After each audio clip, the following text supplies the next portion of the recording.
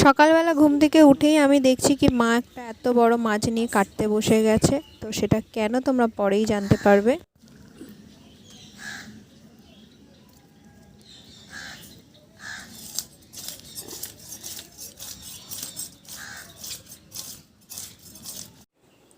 Hello বন্ধুরা, good morning, welcome back to my channel. আমি আমার লাইফস্টাইলে তোমাদের সবাইকে আরও একবার স্বাগত। তো তোমরা কেমন আছো? আশা করি খুব ভালো আছো, আর আমিও খুব ভালো আছি। প্রচণ্ড গরম পড়েছে। আজকের ব্লগটা খুবই স্পেশাল।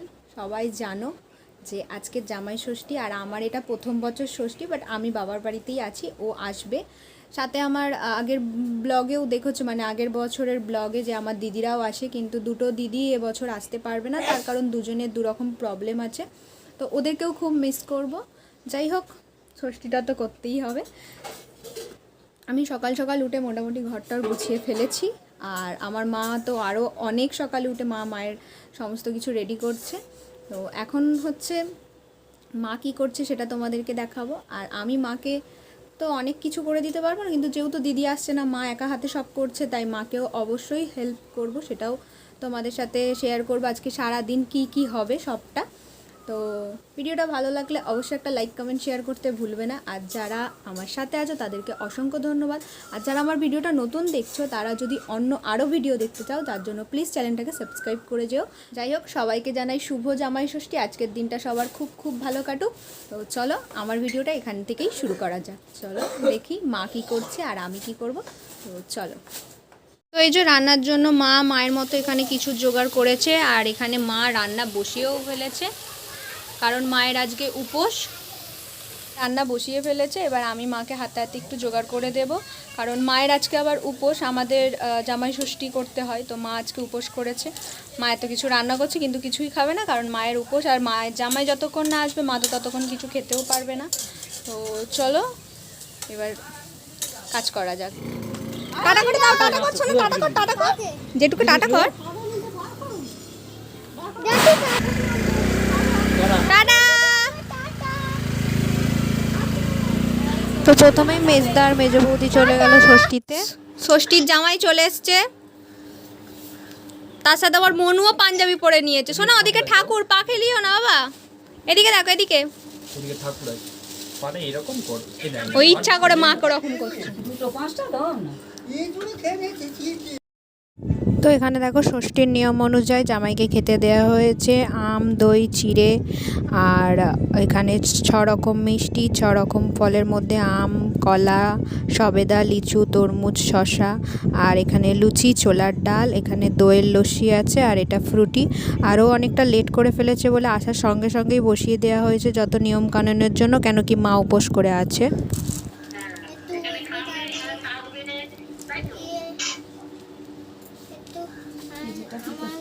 এমনি একটুখানি এরকম ঘুরিয়ে দাও।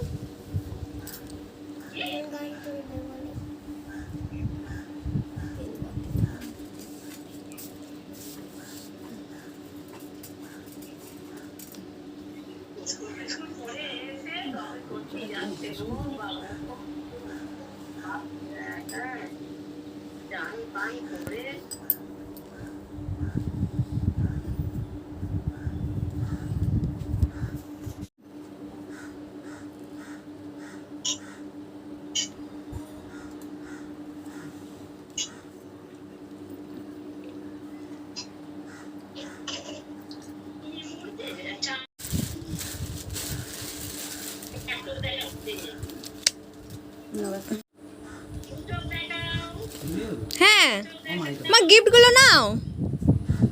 ও বাবু, এদিকে আসো। আসল ঘরের মালিক তো তুমি। ওমা, এবার তুমি খাও। গায়ে যেন ফেলিস না, আর গ্লাসটা ভাঙিস না।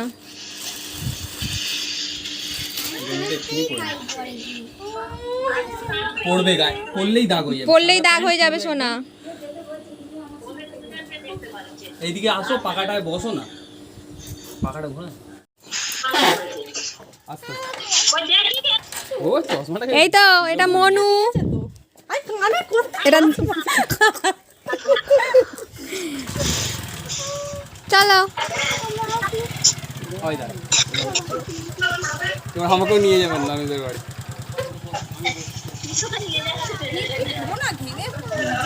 আগে মা বসুক তারপরে আমি বসো বসো তাড়াতাড়ি বসো।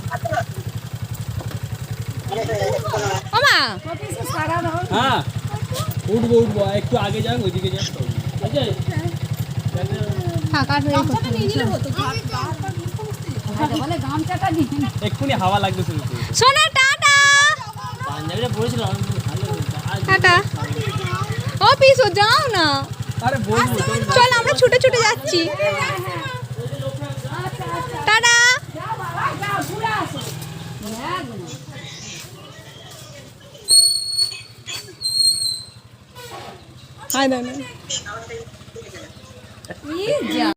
তো তারপরে ছোটো বৌদিরা চলে গেল, আর ও তখনই খেতে বসছিল বলে থাক এগিয়ে দিয়ে এসেই খাবো, তাই জন্য এসে ওরা চলে যাওয়ার পরেই খেতে বসলো। আর ও বলছে এত কিছু খাবার আনলাম, সব কিছু একটু একটু করে খেতে হয়, খাও।